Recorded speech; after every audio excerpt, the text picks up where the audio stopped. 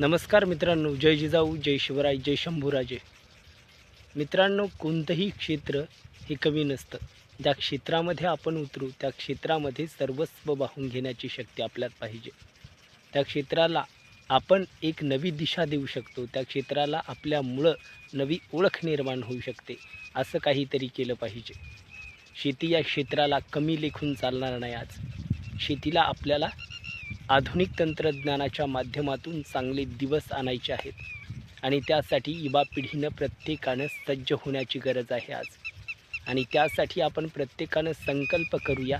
आणि ज्या शेतकऱ्यांनी आत्महत्या केल्या, आतापर्यंत शेतकऱ्यांनी ज्या ज्या आत्महत्या केल्या आणि पुढे ज्यांच्या मनामध्ये आत्महत्येसारखा विचार येत आहे, त्या प्रत्येकापर्यंत हा व्हिडिओ पोहोचू द्या. कारण शेती हा रिसर्चचा विषय आहे, संशोधनाचा विषय आहे.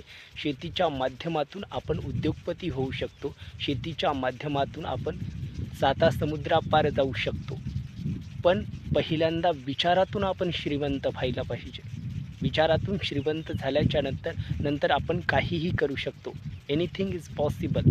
पण त्यासाठी आपल्याला पहिल्यांदा आपल्याला अंतःकरणाच्या गाभाऱ्यात या प्रत्येक गोष्टी पेराव्या लागतील. पॉझिटिव्ह राहावं लागतं.